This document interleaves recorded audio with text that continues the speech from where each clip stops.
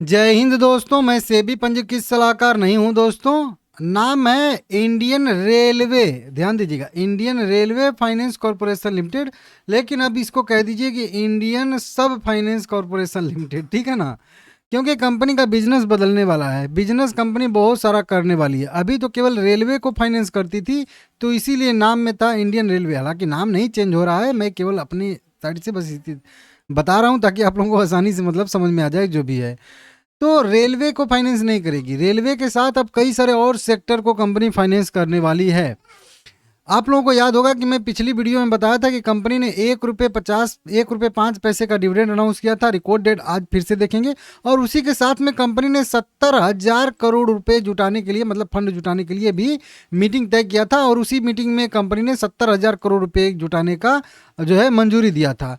तो वही वाला खबर अब आगे बढ़ता हुआ नजर आ रहा है, क्योंकि जब कंपनी बड़ा सा फंड रेस कर रही है, बड़े से पैसे को जुटा रही है, लोगों से ले रही है, तो सब रेलवे में ही फाइनेंस कर देगी ऐसा ज़रूरी नहीं है। और सब रेलवे वाले ही ले लेंगे जो भी कंपनियां हैं, ऐसा ज़रूरी नहीं है। तो बहुत बड़ा फंड जब कंपनी जुटा रही है, तो उसको इन्वेस्टमेंट भी कहीं ना कहीं करना पड़ेगा, फाइनेंस भी कहीं ना कहीं करना होगा। मतलब एक दूसरे से लेके दूसरे को देगी, तभी तो कमाई करेगी। अब 70,000 करोड़ रुपये फंड जुटा के रख लेगी घर, तो उससे थोड़े बेनिफिट होगा कंपनी को।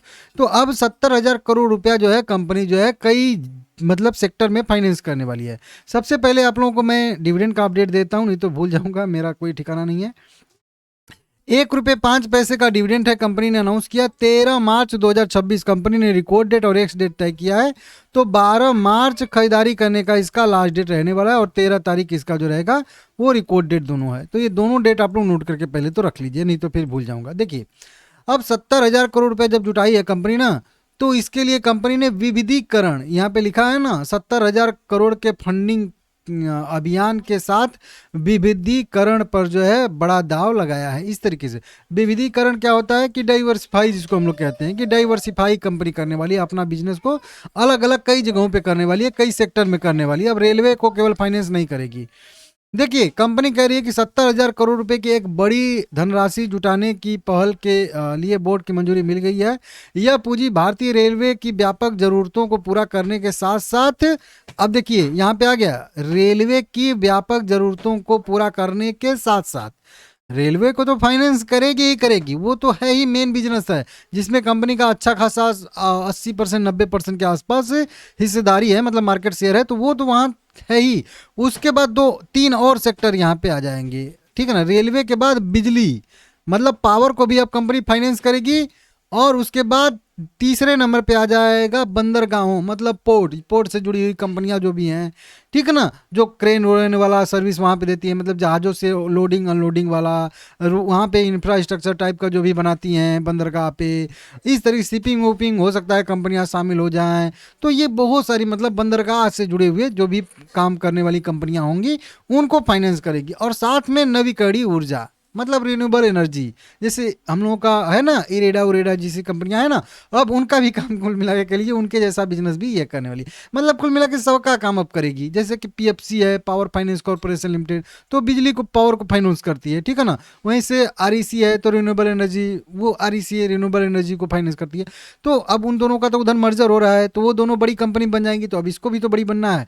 तो ये भी अब 4 सेक्टर में कह लीजिए, हालांकि जुड़े हैं सब एक ही से, फाइनेंस से ही जुड़े हुए हैं, लेकिन अब सेक्टर थोड़े से और बढ़ जाएंगे, अलग अलग हो जाएंगे। रेलवे समझ ही रहे हो, पावर समझ ही रहे हो कि बिजली उजली वाली कंपनियां, बंदरगाह समझ ही रहो, नवीकरणीय ऊर्जा मतलब renewable energy, wind energy, solar energy, इस टाइप की जो भी जैसे कंपनियां, जैसे सुजलोन एनर्जी है, रिलायंस पावर है, इस तरीके से टाइप की कंपनियों को भी ये है, वारी एनर्जी लिमिटेड है, इस टाइप की भी कंपनियों को अब जो है लोन देगी। अडानी पोर्ट वोट हो गया तो बंदरगाह में आ जाएंगी, जी शिपिंग आ जाएगी, इस तरीके से उनमें बिजली में सही अडानी पावर और ये सब सारे के सारे मतलब इस टाइप के भी सारे के सारे बिजनेस को जो है अब कंपनी फाइनेंस करने वाली है। देखिए, इतने तो समझदार आप लोग हो कि बहुत ज़्यादा डिटेल में मैं समझाना ना पड़े, ठीक है ना।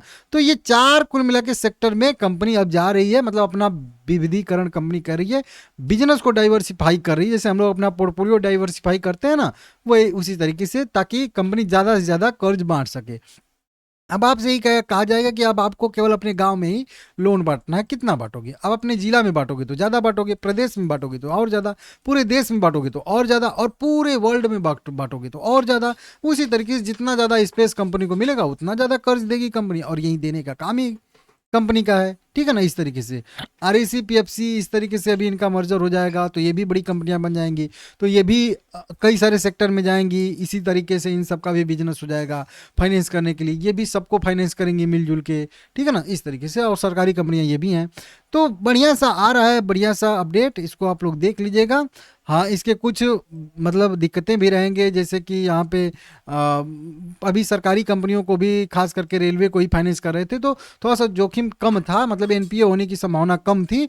लेकिन अब जो है एनपीए यहाँ पे लिखा है ना, रणनीति को बनाए रखते हुए अधिक विविधीकरण, पोर्टफोलियो को कुशलतापूर्वक अंडर राइट और प्रबंधन करने के लिए सक्षम हो। इस तरीके से इनको जो है ध्यान देना पड़ेगा, नहीं तो अब अन्य सेक्टर में जाएंगी, अन्य लोगों को देंगी कंपनियों को लोन, तो उसमें थोड़ा सा डिफॉल्ट होने की संभावनाएं ज़्यादा रहती हैं, कंपेयर अगर हम करेंगे सरकारी कंपनियों के हिसाब से, या रेलवे से जुड़े कुछ जो कंपनियां हैं उनको देती हैं।